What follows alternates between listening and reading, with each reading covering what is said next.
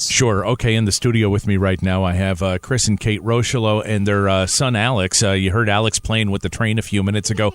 Chris, come up to the microphone and tell us a little bit about what's going on in your family right now, a young family like yours. Yeah, good morning. So we're here this morning at my wife, Kate, and my son, Alex. Alex is, I'm happy to say, a cancer survivor. How old is he? I mean, Alex, how old are you? 3 years old. 3 years old. 3 years old. I got that.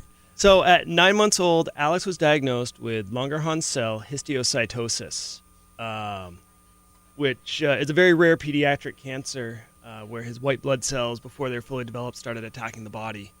At 9 months old, he had his first surgeries.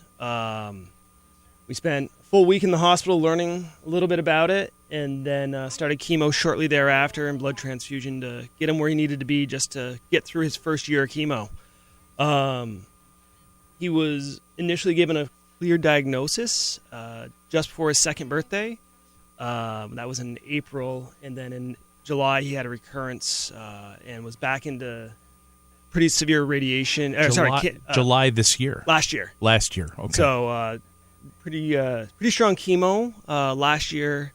He actually spent last summer in a cast to prevent his leg from actually having further problems. But we're happy to say on Saturday, we'll be celebrating 1 year out of treatment. Okay. So he is newly out of treatment, but we're coming up on that big milestone, which is very exciting for us. Take a deep breath, right? I mean, Yeah. This is not how you expected your young married years with a child to start, is it? Not at all. All right. Let's talk to your wife, Kate. Kate, come on over here. Here you have this wonderful, cute, precocious little boy running around, but before even that gets started, you get hit with a cancer diagnosis. Kids that young can't get cancer, right? Is that what you're thinking? Yeah, it was the last thing on our minds. When he was first diagnosed, kids fall down all the time, get bruises, hurt themselves. He was sick a lot. That winter, we're coming into cold and flu season, Right. and he kept having all these sinus issues, and we treated that for a long time, thinking that was the problem. He had a lot of swelling on his face, and then in the end, they're like, you know what, this isn't clearing up. Let's get you to the hospital.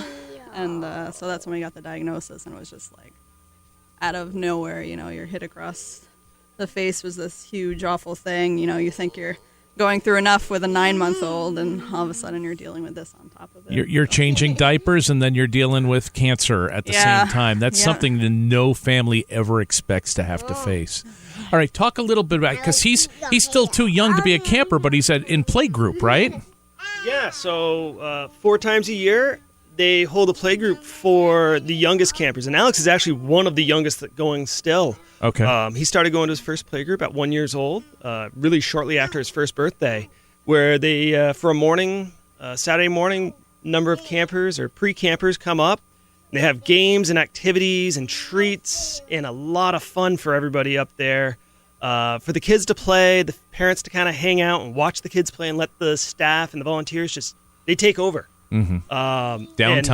Downtime for us, yeah, where we get to catch up with the other parents going through similar situations and get strength from each other and talk about how everybody's doing. And we've made some amazing friends through camp because of that. I remember when we first got involved with Camp TaKumTa some 20 years ago, they used to have treatment days. They would have clinic days at the hospital, and all the parents would sit in the lobby, and they would trade all this information. And then the treatments became so specific for each kid that those days didn't happen anymore. Each kid was coming in on their own with their parents and not getting that cross-pollination of information.